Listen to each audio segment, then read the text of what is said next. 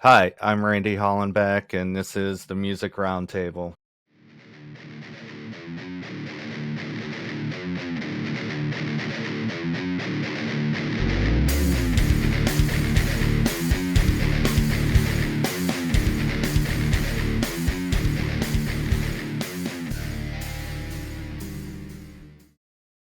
Today on the show, we have Ryan from alternative rock band Key Flight Captains. Hey, how's it going, Randy?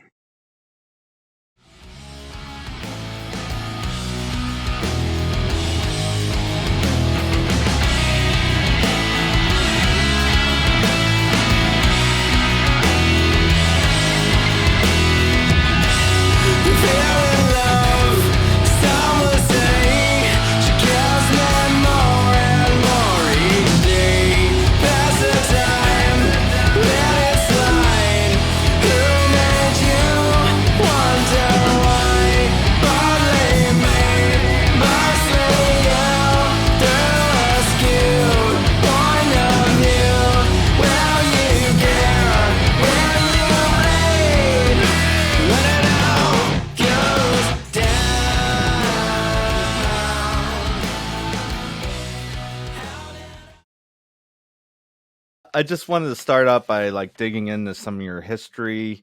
What got you into music? What age did you start playing guitar? All right. Great question. My dad is the reason I got into music. And he was always in, local bands and, doing cover gig stuff as well. And about the age of 3, they saw me grab a mic and pretend to be, Garth Brooks and do Thunder Roll and stuff like that. And about the age of 5, they got me a drum set, so I started with that and then beat the pulp off of them, just beat them through. And once I was done with that, about 7 years old, I got a hold of my dad's guitar that was just chilling in the garage, and he saw me start playing with it, so he showed me a thing or two, and I actually came up with I was really obsessed with the song called "Fly Away" or something like that by Lenny Kravitz, and that was I was like, oh, the guitar is so cool.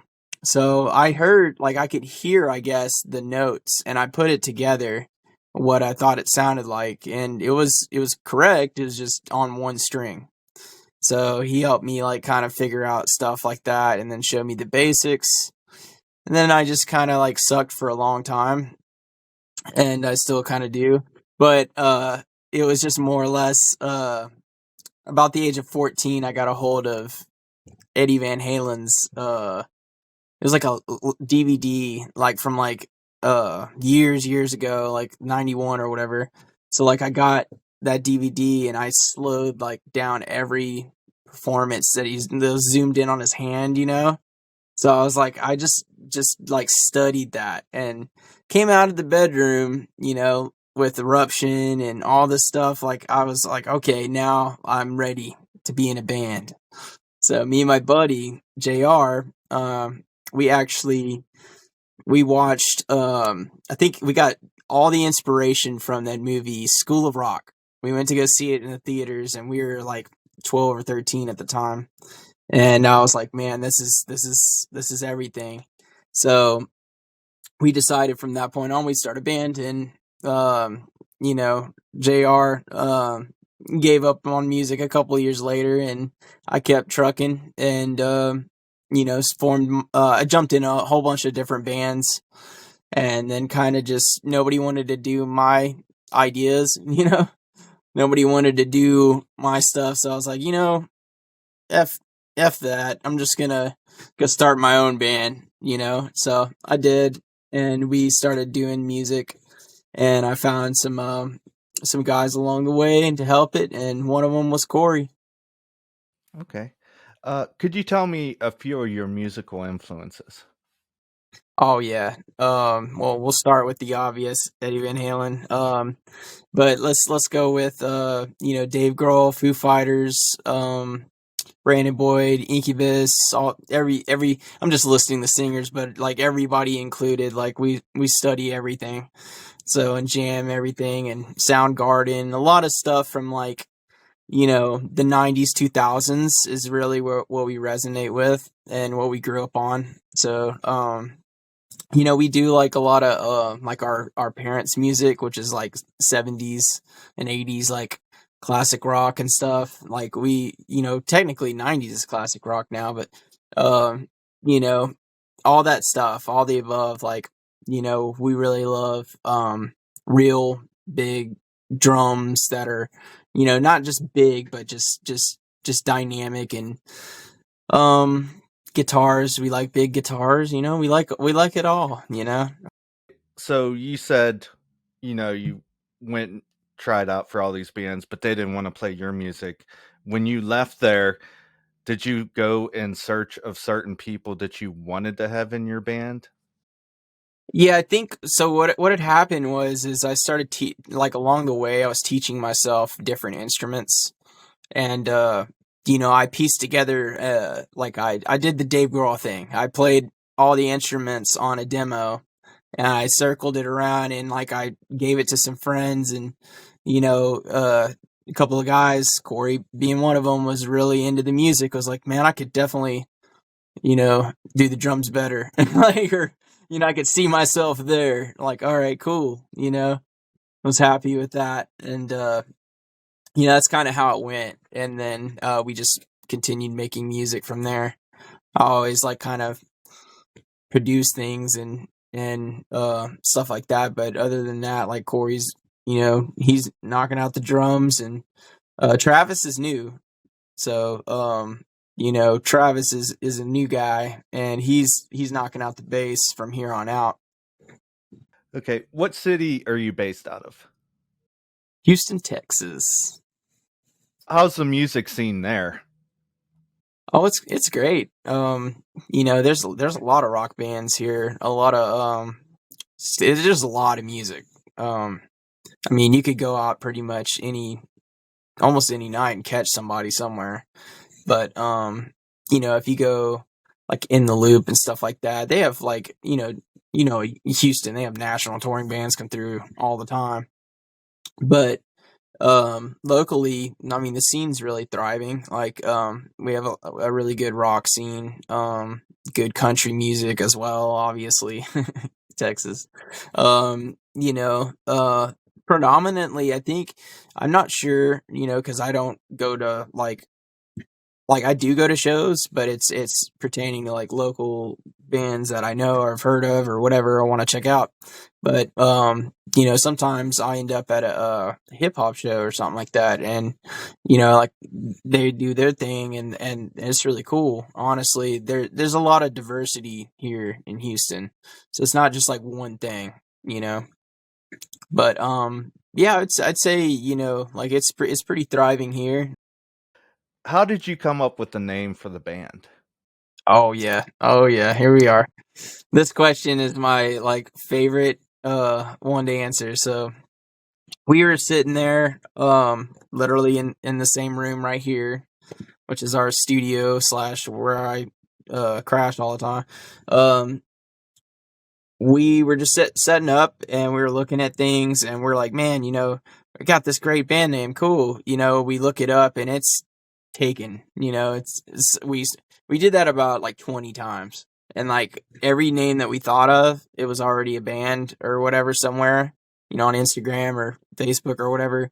So we were like, yeah, let's like move away from that, and we're like, what did STP do? Like one of our favorite bands, Stone Temple Pilots. Like what did they do? Like, oh yeah, they just looked at like a pre-existing logo and just kind of like name crap off of initials and just went for it.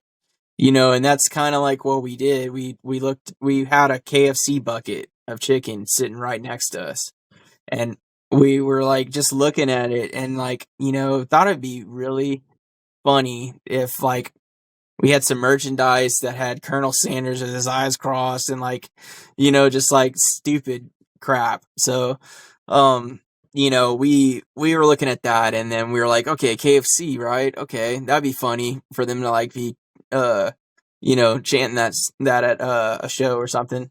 So like we're like, all right, bet. So we literally just kind of went for it and made up names. Like none of it means anything. So like we're sitting there trying to see like, all right, KFC, um, Kings for Congress was like the first one. We're like, oh, okay, that's cool, I guess. And then they're like, nah, it's kind of like. So like we landed back, like key flight captains. Like I don't know, like how we landed on that, but it was like probably like the third one, and we were like, all right, cool, like we'll go with that for now. So we just like hurried up. It wasn't taken, obviously, because it doesn't make sense. So you know what I mean? Like for uniqueness, it's like a 10. So we're like, oh yeah, cool. Nobody knows what the freak that is, but they're also not gonna remember it. So we had to do some clever marketing. You know what I mean? Like branding. So, anyways, we got that thing going, and we're in the clear. We checked it. And we're like, okay, all right, we'll go with that. And to sum it up, we got really frustrated with the name. Like at some point in like a year or two or three later, and we're like, dude, let's just change the band name. Nobody like cares or whatever. So all right, cool. Changed it over to Morals, and what had happened, we played like a couple of shows as this band named Morals. People started showing up chanting KFC. We're always getting called these names like Key Flight Boys and this and that, and we're like, all right, all right, all right, fine. We ended up having to change the name back because yeah, it just made more sense to do so, and yep, we're stuck with it. Well, you could just always abbreviate it, KFC. Yeah. Yeah, yeah. Usually we do KF, so it's like but we've learned like maybe that's not the greatest idea, but still like KF-C. Like I don't know, something like that. Okay. I want to talk about your song Heartstrings that came out March 6th, 2023. And you sing in there, how do I know this wouldn't last? How do I leave this in my past? Can you tell me a little bit about that song and those lines there?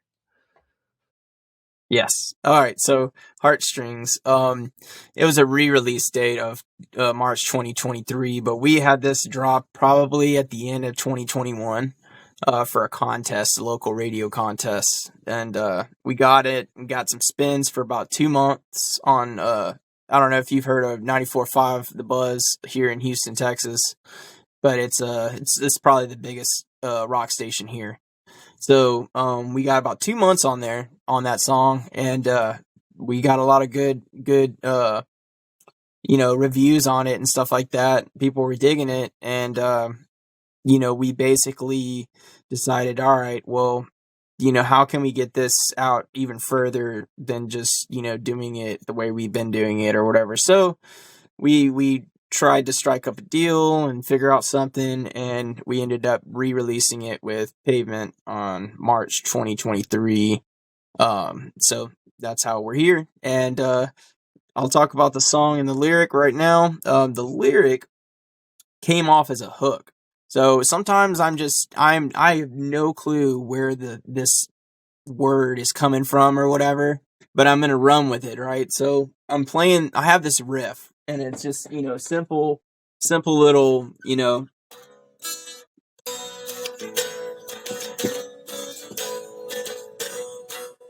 So I'm doing that, and I'm like, no, no, no, no, no, no.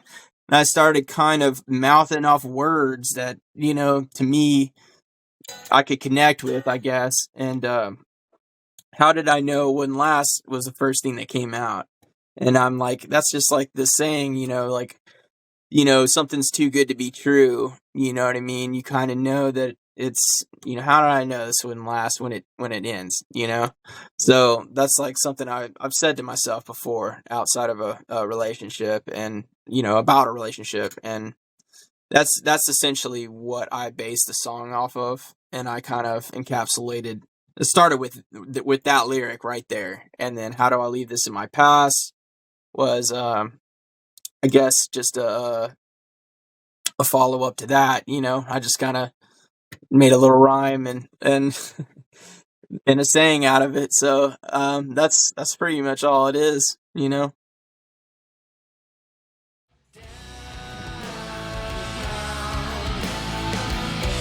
How did I know this wouldn't last? How do I leave this in my past? No more warmth, only pain.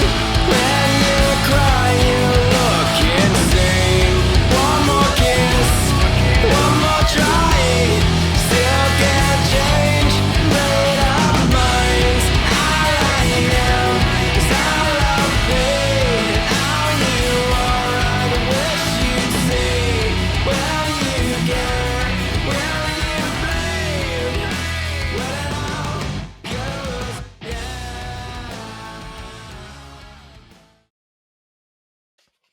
What do you guys got planned for the rest of this year?